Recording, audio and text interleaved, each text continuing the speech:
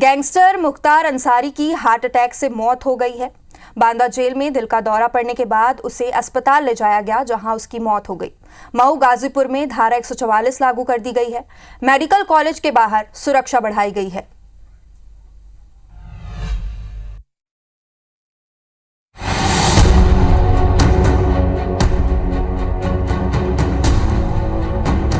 दशक 90 का इलाका पूर्वांचल, किस्सा गैंगस्टर का। 90 के दशक में अपराधी, अफीम, आईएएस अफसर एक साथ पैदा करने वाला गाजीपुर हमेशा से पूर्वांचल के गैंगवॉर की धुरी रहा है। और 90 के दशक में इस इलाके के अपराध की दुनिया में कदम रखा एक ऐसे शख्स ने जिसके कारनामों से न सिर्फ पूर्वांचल बल्कि पूरा यूपी वाकिफ था।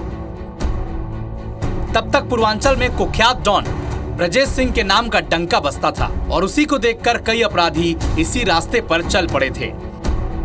इसी दौरान कई गैंग बने, इनकी आपस में रंजिश भी हुई और इसी वक्त पूर्वांचल की माफियाओं के लिस्ट में एक नाम जुड़ा मुख्तार अंसारी का। जी हाँ, मुख्तार अंसारी। लेकिन आज इस माफिया का जिक्र क्यों? दरअसल आज मुख्तार अंसारी की यूपी के बांदा जेल में हार्ट अटैक से मृत्यु हो गई। मुख्तार अंसारी पर कुल 61 आपराधिक मामले दर्ज थे और वो 18 साल से जेल में बंद था। लेकिन आज इस माफिया का जिक्र क्यों?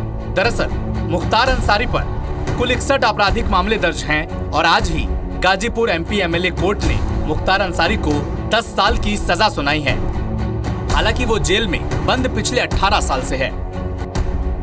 चलिए आपको मुख्तार अंसारी के गुनाह की पूरी कहानी सिलसिलेवार तरीके से बताते हैं। मुख्तार अंसारी के परिवार की गिनती गाजीपुर के बड़े सियासी घराने में होती थी। मुख्तार से पहले उनके परिवार में कोई आपराधिक पृष्ठभूमि का नहीं था। मुख्तार के दादा डॉक्टर मुख्तार अहमद अंसारी स्वतंत्रता संग्राम सेनानी थे।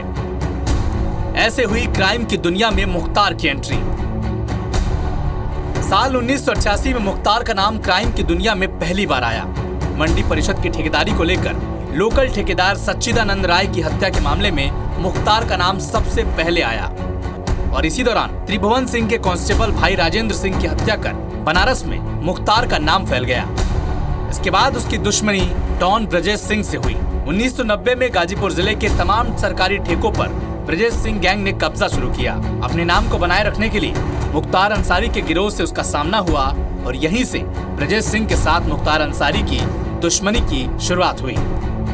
1991 में चंदेरी में मुख्तार पुलिस की पकड़ में आया, लेकिन आरोप है कि रास्ते में 2 पुलिस वालों को गोली मारकर वो फरार हो गया। इसके बाद सरकारी ठेके, शराब के ठेके, कोयले के काले कारोबार को बाहर रहकर हैंडल करना शुरू कर दिया। 1996 में एएसपी उदय शंकर पर जानलेवा हमले में उसका नाम फिर एक बार सुर्खियों में आया। 1996 में मुख्तार पहली बार बसपा की टिकट पर विधायक बना और इसी के बाद उसने डॉन ब्रजेश सिंह की सत्ता को हिलाना शुरू कर दिया। साल 1997 में पूर्वांचल के सबसे बड़े कोयला व्यापारी रुंगटा के अपहरण के बाद उसका नाम अपराध की जगत में देश में छा गया। आरोप है कि साल 2002 में ब्रजेश सिंह ने मुख्तार अंसारी के काफिले पर हमला कराया। इसमें मुख्तार के 3 लोग मारे गए, ब्रजेश सिंह घायल हो गए। इसके बाद मुख्तार अंसारी पूर्वांचल में अकेले गैंग लीडर बनकर उभरा। जब साल 2005 में मऊ जिले में हिंसा भड़की तो मुख्तार पर कई आरोप लगे। इसी दौरान उन्होंने गाजीपुर पुलिस के सामने सरेंडर किया और तब से वो जेल में बंद हैं। इसी दौरान कृष्णानंद राय से मुख्तार के भाई अफजल अंसारी चुनाव हार गए।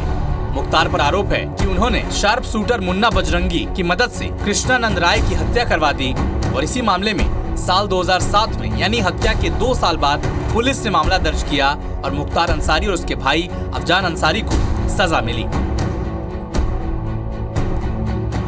मुख्तार कितना बड़ा बाहुबली था, इसका अंदाजा आप इस बात से लगा सकते हैं कि वो साल 2005 से जेल में बंद होने के बावजूद उसने यूपी विधानसभा का चुनाव जेल के अंदर से 3 बार लड़ा और तीनों बार जीता। वो साल 1996 से साल 2017 तक विधायक था। एक दौर था जब 3 से 4 साल पहले मुख्तार लखनऊ जेल में बंद था, लेकिन बीमारी के नाम पर उसका दरबार किंग जॉर्ज मेडिकल कॉलेज में लगता था।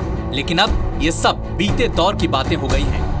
यूपी की योगी सरकार ने उसके करोड़ों के अवैध निर्माण को ध्वस्त कर दिया है और बीते दिनों जब उसे पंजाब से यूपी लाया जा रहा था तो वो एक व्हील चेयर पर था। तब ये कहा गया कि यूपी में अपराध भी पंगु हो गया है। कोई माफिया कोई गैंगस्टर कितना भी ताकतवर क्यों ना हो, जब कानून का डंडा चलता है तो बड़े से बड़ा बदमाश बौना और बेबस ही हो जाता है, चाहे वो अतीक अहमद हो या फिर Mukhtar Ansari. Crime desk, IBC 24।